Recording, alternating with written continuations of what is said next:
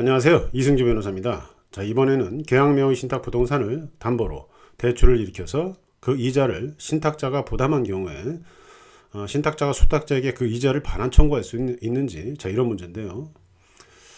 계약명의 신탁은 제가 제 친구한테, 자, 내가 5억을 줄 테니까 이 돈으로 아파트를 매입해.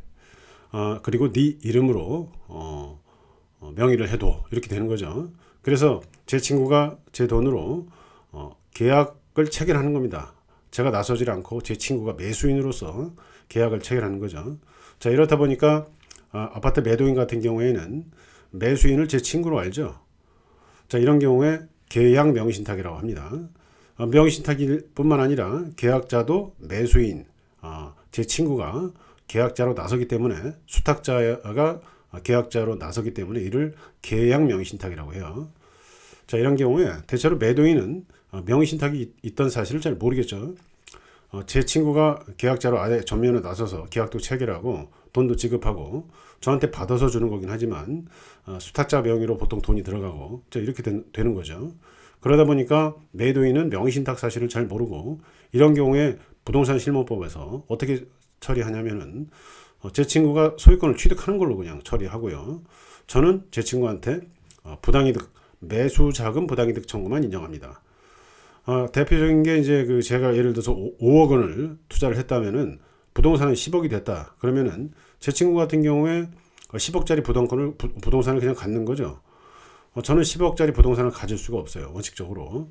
그리고 제가 제공한 매수자금, 저는 10억을 다 갖고 싶겠지만 5억 원만 청구할 수 있다. 자, 이렇게 해결을 한다는 거죠. 왜 이렇게 해결을 하냐면 명의신탁을 하지 말라는 거예요. 명의신탁을 하면 특히 이제 매도인 선이 계약 명의신탁 같은 경우에는 수탁자가 그냥 부동산을 소유권을 취득하는 걸로 처리하겠다는 거예요. 이렇게 하는 이유는 뭡니까? 매도인을 보호하겠다는 거예요. 매도인은 이런 거 잘 모르는 상태에서 부동산을 팔았는데 물권 변동 다 무효고 명의신탁도 무효고 원칙대로 돌아가면 매도인은 다시 소유권을 자기가 갖고 있는 게 돼버리고 자기는 팔았는데요.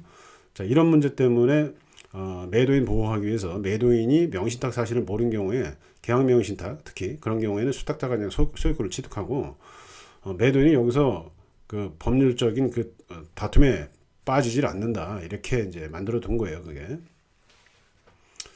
자, 그렇긴 한데 일단 이런 경우에 신탁자인 저는 제 친구한테 부동산 자체 10억짜리를 달라고 할 수도 없고 그 다음에 부동산을 팔아서 그 10억을 나한테 다 달라고 할 수도 없고 단지 투자 원금 5억만 청구할 수 있다 이렇게 돼 있는 건데 요거는 이제 부동산 실명법 이후를 전제합니다. 자, 그런데요 이게 이제 보편적이죠. 지금 부동산 실명법이 적용되고 있으니까 지금 법이에요. 자, 그러면은 제가 5억 원을 투자하고 7억짜리 아파트다. 그런데 제가 2억을 대출 받습니다. 대출 받는데 이 신탁 부동산을 담보로 대출을 받아요. 제 친구는 명의자이기 때문에 행동을 잘 안 하려고 하죠. 제가 전면에 나서가지고 제 친구 이름으로 어쨌든 대출을 받죠. 그리고 대출을 2억을 받아가지고 그 2억에 대한 이자를 제가 계속적으로 갚습니다. 신탁자가 갚아요. 근데 이제 실제 갚을 때는 형식적으로는 제 친구 이름으로 계속 갚겠지만 제가 돈을 계속적으로 제공하는 거죠. 대출 이자까지. 자, 그런데 제가 소송에 휘말리게 됐어요. 친구가 이제 자기 거라고 주장을 해요. 법무사무소 갔더니 이게 내 거란다. 이거 내 거니까 난 못 준다. 이렇게 되는 거죠. 그럼 저 입장에서는 이제 매수자금 부당이득 반환 청구를 할 텐데 매수자금 5억 청구하는 건 당연한 거고 거기다 대고 추가로 뭘 청구하려고 하겠습니까? 내가 대출이자 계속적으로 내가 갚았기 때문에 대출 이자도 달라 이런 소송을 합니다. 당연히. 근데 이게 인정이 되지 않는다는 겁니다. 대법원 판례는 없는데요. 제가 최근에 이제 수행한 소송 중에서 이 대출이자만 거의 1억이 됐었어요. 그 사건은 꽤 오래되다 보니까 1억 가까이 되는데 대출이자에 대해서는 인정할 수 없다. 부당이득 반환 청구 대상으로 볼 수 없다. 왜 그럴까요? 매수 자금만 청구할 수 있다. 그런데 제가 매수 자금 처음부터 7억을 전부 제공했다면 어떻습니까? 제가 그 돈을 빌려서 7억을 제공했다고 하더라도 그 빌리고 나서 이자 갚는 거는 제 문제예요. 제 문제일 뿐이라는 거죠. 그 이자는 원래부터 인정해 주진 않았어요. 그런데 신탁부동산을 담보로 대출받고 그 이자를 신탁자인 내가 수탁자한테 제공해서 수탁자 이름으로 계속 갚아왔다고 한들 그 이자까지 청구할 수는 없다는 거죠. 이게 핵심입니다.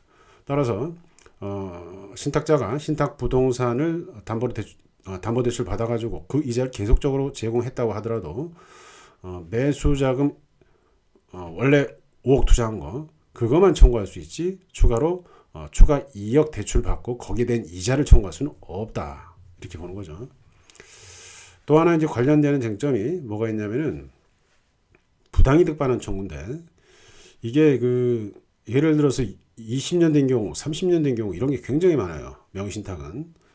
매수 자금만 청구할 수 있는 그런 사안이라고 전제한다면 민사이자 5% 청구를 할 수 있는데 10년만 되면 50%고 20년이 되면 100%입니다. 그럼 내가 2억을 투자했다. 그러면은 10년 됐다.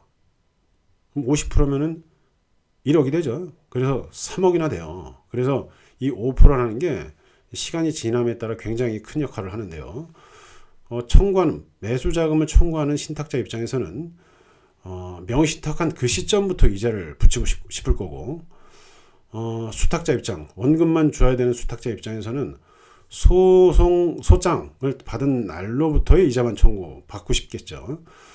소장이 날아온 이후의 이자는 그렇게 안 되니까 얼마 1, 2년이면 재판은 다 끝나니까. 자, 이런 게 쟁점이 되는데 대체적으로는 소장 송달 다음 날부터 이자가 기산되는 게 일반적입니다. 원래 부당이득 청구라는 게 그래요. 기한이 없는 채권이다 이렇게 해가지고 소장 날라온 다음 날부터 이자를 주면 됩니다. 그런데 악의의 수익자다.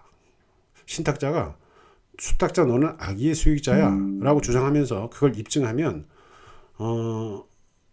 악의 시점부터 이자가 붙을 수 있죠. 그 악이라는 게 중요한데 부동산 실명법에 따라서 신탁계약이 전부 무효다. 이런 것까지 전부 알아야지 악의의 수익자가 됩니다. 그러다 보니까 이런 걸 알았다고 보기가 힘들죠. 일반인들이 법을 뭘 알겠습니까? 그리고 그뿐만 아니라 그게 입증하는 게 쉽지 않아요. 그래서 대부분 사안에서는 신탁자가 악의의 수익자 주장을 하시는데 악의자로 판단이 잘 안 됩니다. 처음에는 명의신탁할 때 친구들끼리 아니면은 가족끼리 명의 좀 빌려주는 거 문제 없다고 생각하고 수년 동안 교류도 해오고 언제든 내가 돌려주려고 했는데 오히려 신탁자가 개인 사정 때문에 못 돌려받는 경우가 더 많거든요. 결과적으로는 그 악의의 수익자를 통해서 이자가 10년만 돼도 50% 되기 때문에 이런 걸 청구해도 잘 인정이 안 됩니다. 자, 이 문제는 제 책 부동산 분쟁의 쟁점 2판 395쪽에 나오고요. 계약명의 신탁에 있어 신탁자의 매수 자금 반환 청구의 범위 이렇게 해서 제가 부당이득 반환 청구를 할 때 그 범위가 어떻게 되는지 다시 한번 정리하자면은 원금은 되고요. 그 다음에 신탁부동산 자체를 대출받아서 자체를 통해서 담보대출을 받아서 그거 이자를 신탁자가 계속 제공했다고 하더라도 그 이자 청구는 안 된다. 왜? 제가 그 신탁부동산이 아니라 제가 빌려서 돈을 줬다고 하더라도 그 이자는 내가 알아서 할 문제다 이거죠. 원래부터 인정이 안 되는 거고.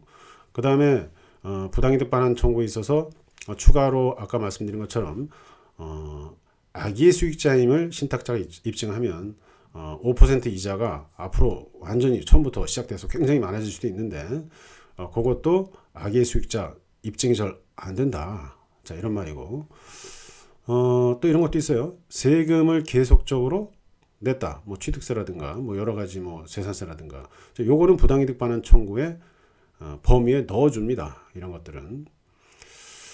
자, 제 책 395쪽에 아주 자세하게 나오고요. 판례도 좀 써놓고 아까 그 대출이자 이 문제는 대법원 판례는 없고요. 지방법원 판례들이 꽤 많습니다. 자, 감사합니다.